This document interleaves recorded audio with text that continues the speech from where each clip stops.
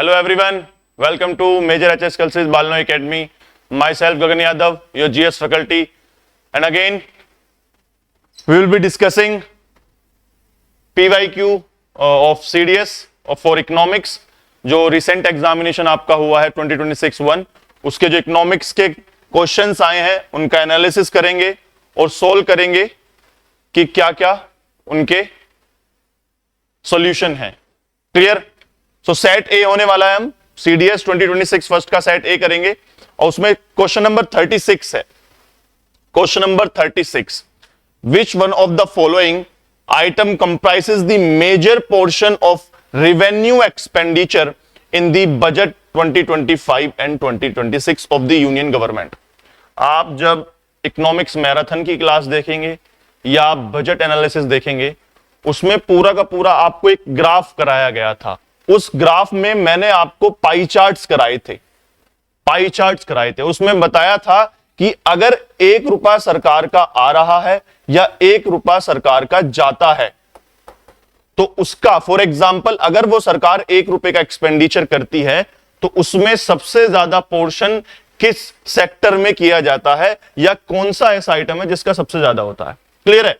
और सीधा सीधा क्वेश्चन वहीं से पूछ लिया गया है। और सबसे ज्यादा किसका होता है? पाई चार्ट में आपको बताया था सबसे ज्यादा होता है सर इंटरेस्ट पेमेंट्स का। किसका होता है? इंटरेस्ट पेमेंट्स का। तो राइट आंसर क्या होगा आपका? Option number B. क्लियर? बहुत स्पेसिफिकली बोला था, बहुत जोर डालकर बोला था कि क्वेश्चन पूछा जाएगा बजट के इन पोर्शन से, इस पैसा कहां जाता है, पैसा कहां से आता है। प्लस आपको फाइनेंस कमीशन का बताया था कि ये 3 टॉपिक ऐसे हैं जहां से बजट से क्वेश्चन आना ही आना है और क्लियरली आपसे बिल्कुल सिंपल क्वेश्चन आपसे पूछ लिया गया। क्लियर है? चलिए, तो 36 सेट ए का क्या होगा? Option number B. क्लियर? चलिए next question, question number 37। Consider the following statement with respect to प्रधानमंत्री फसल बीमा योजना। प्रधानमंत्री फसल बीमा योजना, तो ध्यान रखना क्या है? फसल बीमा योजना है। तो प्रधानमंत्री Fasal Bima Yojana provides risk insurance to the farmers against crop damage due to non preventable natural risk. यानी कि जो प्रधानमंत्री फसल बीमा योजना है वो आपको इंश्योर करती है किसी नॉन प्रिवेंटेबल, यानी कि जो नेचुरल कैलेमिटीज हैं, बारिश आ गई है फॉर एग्जांपल, साइक्लोन वगैरह है, ड्रोट आ गया है, उसकी वजह से जो क्रॉप डैमेज हो जाती हैं उसके आपके अगेंस्ट में आपको इंश्योर करता है। बिल्कुल ठीक है। ये नेक्स्ट स्टेटमेंट बोला है कि प्रधानमंत्री फसल बीमा योजना provide risk coverage of 2 lakh rupees. कोई भी पैसा देने की बात नहीं की जाती इस फसल बीमा योजना में, आपकी फसल का बीमा करा जाता है। It is related with the premium, और उसमें भी ये होता है कि प्रीमियम कौन भरेगा? गवर्नमेंट भरेगी या बैंक भरेंगे या किसान भरेंगे? कोई आपको कवरेज नहीं दिया जाता किसी भी तरीके का। प्रधानमंत्री Fasal Bima Yojana ensures flow of credit to the agriculture sector. चलो देखते हैं, तो 2 ऑप्शन हमको मिल गए हैं, 2 ऑप्शन तो नहीं है। अगर 2 को मैं निकाल दूं तो 4 देख लेते हैं। प्रधानमंत्री Fasal Bima Yojana provides risk coverage of 2 lakh for complete disability of the insured. ये भी किसी तरीके की कोई भी बहुत फ्रिवोलस स्टेटमेंट है। फसल बीमा योजना में कोई भी डिसेबिलिटी के लेकर कोई इंश्योरेंस या कवरेज नहीं मिलती है, तो 4 भी आपका गलत है। तो बचते हैं आप 1 और सी पर, यानी कि आप 50-50 आकर रुक गए हैं। अब आप ध्यान से सुनिए, मोस्ट ऑफ द स्टूडेंट्स क्या करेंगे कि सर प्रधानमंत्री Fasal Bima Yojana ensures flow of credit, यानी कि ये कोई लोन वगैरह थोड़ी नहीं देती है, ये जो स्कीम है कोई लोन प्रोवाइड थोड़ी नहीं कर रही है। तो प्रधानमंत्री फसल बीमा योजना पे मोस्ट प्रोबेबली आपने टिक लगाया होगा ए का। बट ध्यान रखें, अगर हम 3 को देखें, और मैंने आपको बताया था अगर बाल की खाल हम निकालने की कोशिश करें तो है क्या? जब किसान फॉर एग्जाम्पल अगर किसान लोन लेने जाएगा तो बैंक वाले पूछेंगे कि चलिए सर आपको हम लोन तो दे देते हैं, और लोन चुकाएंगे कैसे? कि सर मेरी फसल होगी, उस फसल को बेचने के बाद जो पैसा आएगा मैं आपका लोन चुका दूंगा। बैंक ने पूछा कि सर अगर फसल डैमेज हो गई फिर क्या होगा? तो किसान कहेगा कि मैंने प्रधानमंत्री फसल बीमा योजना ली हुई है, उसमें मुझे इंश्योर किया गया है, मुझे कवर किया गया है मेरी किसी भी तरीके की crop damage due to the non preventable risk, और तब आप कवर हो गए अगेंस्ट एनी रिस्क, तो आपको क्या आसानी से लोन नहीं मिल सकता है? जी मिल सकता। फॉर एग्जाम्पल, अगर क्रेडिट कार्ड आपको नहीं देती है कंपनी, फॉर एग्जाम्पल आप अप्लाई करेंगे तो कंपनी कहती है कि आप क्या करें, आप एफडी बैक्ड, इफ एफडी के बैक्ड में एक क्रेडिट कार्ड ले लीजिए, यानी आप पहले एफडी कराइए एक 50-60 हजार रुपए की, और उसके अगेंस्ट में हम आपको क्रेडिट कार्ड इशू कर देंगे। क्लियर है? तो क्या हुआ, उससे आपको आसानी से एक लोन मिल गया, एक क्रेडिट कार्ड मिल गया। तो क्या ये सही नहीं हो गया? प्रधानमंत्री Fasal Bima Yojana ensures flow of credit, ताकि इसके आधार पर आपको लोन मिल पा रहा है, तो ये इंश्योर कर रही है कि एग्रीकल्चर सेक्टर में एक क्रेडिट की सप्लाई बनी रहे। तो right answer should be your C option, यानी कि 1 and 3। और मोस्ट प्रोबेबली आपने अगर इस क्वेश्चन को ध्यान से पढ़ा होगा तो पूरा तय है कि आपने आंसर ए ही लगाया होगा। क्लियर है? और जिन्होंने लगाया है सी, बहुत बहुत कॉन्ग्रेचुलेशंस उनको। नेक्स्ट क्वेश्चन की तरफ चलते हैं, क्वेश्चन नंबर 38। देखिए, जेंडर इनइक्वालिटी इंडेक्स के ऊपर आया है। हम यूएनडीपी पढ़ते हैं, UNDP United Nations Development Programme, उसमें अलग अलग इंडेक्स पढ़ते हैं, एसडीआई इंडेक्स पढ़ते हैं, मल्टी लेवल पॉवर्टी इंडेक्स पढ़ते हैं, जेंडर इनइक्वालिटी इंडेक्स पढ़ते हैं। तो ये सब उसी से एक क्वेश्चन आया है, और उसमें आपसे पूछा गया है कि वो किस बेस पर क्या क्या पैरामीटर्स उनके होते हैं, किस तरीके से रैंकिंग होती है। तो फर्स्ट स्टेटमेंट अगर आप देखें, what is first statement, question number 38, अगर फर्स्ट स्टेटमेंट देखते हैं तो ये कहता है GII reflects gender based disadvantage in work participation, property and income dimensions, where second statement says GII reflects gender based disadvantage in reproductive health, empowerment and labor market dimensions। अब आप देखें कि प्रॉपर्टी से रिलेटेड कोई भी parameter gender inequality में है ही नहीं। अगर आपको थोड़ा सा भी ये पता होता तो आप इसको सही करके आते। तो अगर मैं फर्स्ट स्टेटमेंट को बाहर निकाल देता हूं, तो मेरा फर्स्ट स्टेटमेंट अगर बाहर हो गया तो मेरे पास बचते हैं 2 और 3 या 2 ओनली। तो देखिए, ये बिल्कुल ठीक है। Reproductive health, empowerment and labour market dimensions are the 3 parameters जहां पर ये इंडेक्स को बनाया जाता है, जेंडर इनइक्वालिटी इंडेक्स। क्लियर है? तो इसका मतलब 2 सही है, तो इसका मतलब आपका 3 भी सही है। 3 क्या कहता है, the value of GII ranges from 0 to 1, बिल्कुल सही बात है। With 0 indicate women and man faring equality in all dimensions, ये बिल्कुल ठीक है। अगर 1 आता है तो इसका मतलब एक एक्सट्रीम इनइक्वालिटी प्रेजेंट है सोसाइटी के अंदर। Clear? So right answer should be option number C. Option number C should be your right answer. Clear है? चलिए नेक्स्ट क्वेश्चन की तरफ चलते हैं, question number 39। Again multidimensional poverty index आ गया। अभी बात हम कर रहे थे मल्टी डायमेंशनल पॉवर्टी इंडेक्स के बारे में, पूछा गया कि किस तरीके से मेजर किया जाता है, कौन सा ऑप्शन सही है। Measuring each person's overlapping deprivation across indicators in the health, education and standard of living. Measuring persons separate efficiency across indicators like wealth, income and standard of living। Next दिया हुआ है हेल्थ है, happiness है and ownership of vehicles है। Fourth में दिया हुआ है आपको कि wealth, income and standard of living dimensions है। अब ध्यान से देखेंगे, मल्टी डायमेंशनल पॉवर्टी इंडेक्स में आपके लिए एक तो हेल्थ होती है, एक एजुकेशन है और एक है स्टैंडर्ड ऑफ लिविंग। और इसका डेप्रीविएशन यानी कितने लोग डिप्राइव्ड हैं एक हेल्थ से, एजुकेशन से एंड स्टैंडर्ड ऑफ लिविंग से। अगर आप देखें इसमें वेल्थ है, वेल्थ का कोई लेना देना नहीं है, हैप्पीनेस का कोई लेना देना नहीं है, और सर वेल्थ का इसमें भी कोई लेना देना नहीं है। सो राइट आंसर, एक बड़ा इजी सा क्वेश्चन इसमें पूछा गया था, और right answer should be your option number A. Measuring each person's overlapping deprivation across the indicators in the health, education, standard of living dimensions. Clear है? चलिए, हेल्थ में लाइफ एक्सपेक्टेंसी देखी जा सकती है, एजुकेशन में जैसे कि आप एसडीआई में हम देखते हैं मीन ईयर ऑफ स्कूलिंग हो गया है, वो देखी जा सकती है, और स्टैंडर्ड ऑफ लिविंग में आपकी जीडीपी पर कैपिटा इनकम देखी जा सकती है। क्लियर है? तो इस टाइप के पैरामीटर्स अलग अलग इंडिकेटर्स में हो सकते हैं। चलिए नेक्स्ट क्वेश्चन की तरफ चलते हैं।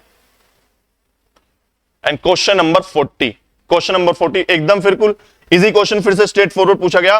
The financial instrument that generate proceed for investment in environmentally sustainable and climate suitable projects are called as green bonds, carbon bonds, climate credit bonds and social impacts bond. So right answer is your right answer is option number A. Option number A. Green bonds are reason or are the instrument that generate proceeds for the investment in environmentally sustainable and climate suitable projects. Clear है? तो green bonds raise किए जाते हैं अगर environmentally project आपको करना है, sustainable project कोई आपको करना है। Clear? चलिए क्वेश्चन नंबर 40 हो गया, right answer A option. Next 41, which one of the following sectors included in the list of sunrise sectors. देखो सनराइज एक नया शब्द आपके सामने आया, सनराइज सेक्टर। अब सनराइज सेक्टर का मतलब क्या है? सनराइज हो रहा है, यानी potentially strong sectors, promising sectors जो आने वाले टाइम में एक पोटेंशियल रखते हैं हाई ग्रोथ का, हाई डेवलपमेंट का, हाई एम्प्लॉयमेंट जनरेशन का, हाई इनकम जनरेशन का। क्लियर है? तो ऐसे सेक्टर्स जो पोटेंशियली आने वाले फ्यूचर में बहुत प्रोमिसिंग सेक्टर्स हैं, जो ज्यादा ग्रोथ प्रोमिस कर पा रहे हैं। क्लियर है? ऐसे सेक्टर के बारे में पूछा गया। अब देखिए 4 सेक्टर दिए गए हैं, manufacturing, food processing, textile and services sector. अब सर्विसेज सेक्टर तो अपने आप में बहुत बड़ा सेक्टर हो गया। पूरा सर्विस सेक्टर एक आप सनराइज सेक्टर्स नहीं कह सकते हैं, उसमें भी बहुत सारे सेक्टर्स हैं जो कि थोड़े से अभी बैकफुट के अंदर हैं। मैन्युफैक्चरिंग सेक्टर तो इंडिया का ऑलरेडी इतना प्रॉमिसिंग सेक्टर अभी तक नहीं रहा है, एक सस्टेन्ड ग्रोथ हमने देखी गई है। क्लियर? टेक्सटाइल सेक्टर, लेकिन जो फूड प्रोसेसिंग सेक्टर है, due to the surge in demand of the food, और the food processing sector has been included in the list of sunrise sector. Clear है? So right answer should be your option number B. Option number B is your right answer. Clear है?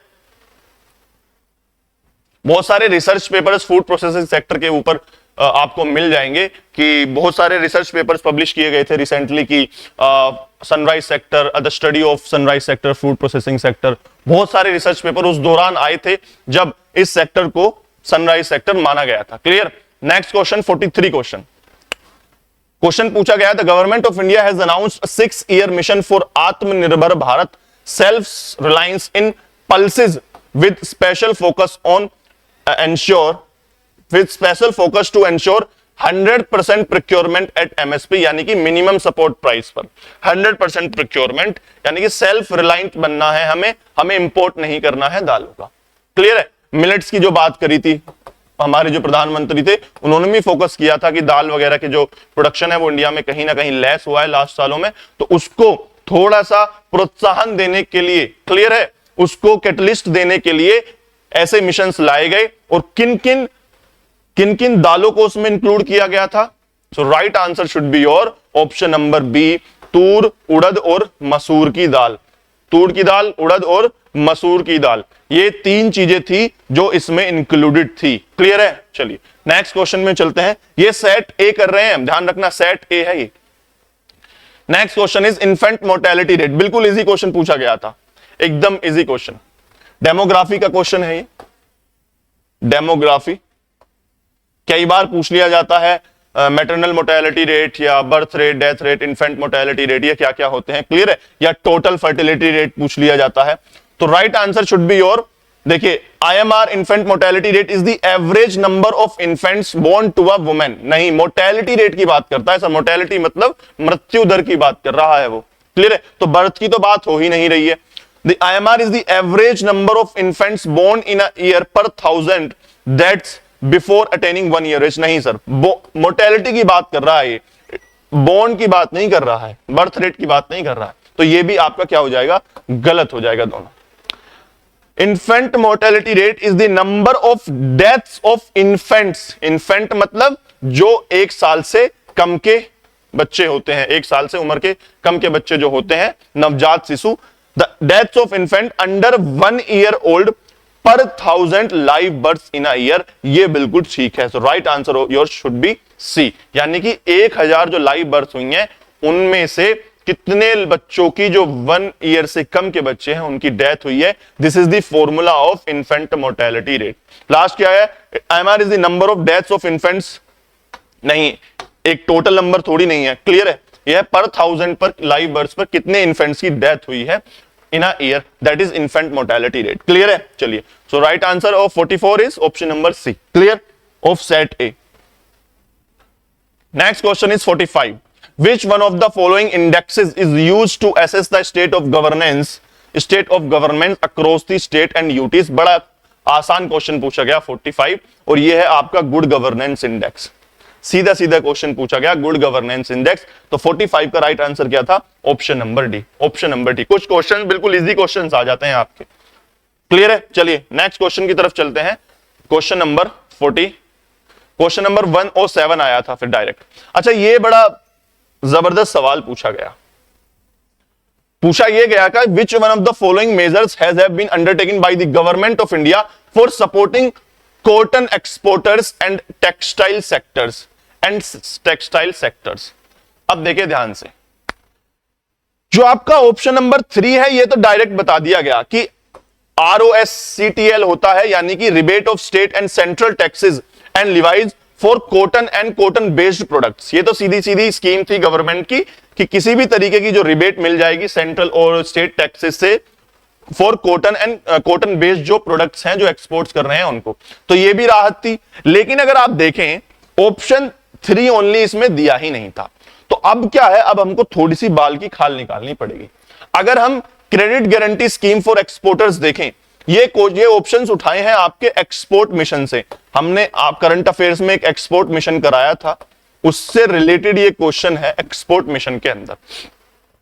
उसमें क्या है, credit guarantee scheme for exporters का मतलब यह है कि अगर किसी भी तरीके से बैंक से लोन लिया है एक्सपोर्टर्स ने और वो रिपे नहीं कर पाते हैं, तो गवर्नमेंट जो है उनको गारंटी करती है कि आपके जो पैसा है वो वापस हम देंगे। तो ये क्या है, एक तरीके से एक्सपोर्टर्स, अब कॉटन के हो या टेक्सटाइल के हो सर, उनको कहीं ना कहीं प्रमोट करने के लिए तो ये स्कीम है ही, समझ आ रही है बात। दूसरा, आरबीआई ट्रेड रिलीफ 2025, ये भी वही था जब कोरोना के समय पर, कोविड के समय पर क्या हो रहा था, एक्सपोर्टर्स को प्रमोट करने के लिए आरबीआई ने भी कुछ रिलीफ दिए थे, क्लियर है। तो अगर देखें तो इसका मतलब फिर हमारे तीनों ही ऑप्शन सही हो जाते हैं। So right answer should be option number A, right answer should be option number A, 1, 2 and 3। अब जो यूपीएससी देगी या तो इसका 1 एंड 3 था या 1, 2 एंड 3 था, बट अगर 1 सही है तो आरबीआई ट्रेड रिलीफ 2025 जो है लाइक कोविड, तो ये भी सही है। तो right answer should be your option number A of 107, clear है, 1 एंड 2 एंड 3। चलिए नेक्स्ट क्वेश्चन की तरफ चलते हैं, क्वेश्चन नंबर 108, बिल्कुल इजी क्वेश्चन पूछा गया, और पूछा गया था आपको गवर्नमेंट स्कीम्स के बारे में। Skill training and rural youth is a programme meant for improving skills of the rural youth in different thematic areas of agriculture। बिल्कुल सही बात है, राइट आंसर, एकदम सीधी सीधी डेफिनेशन दे दी है।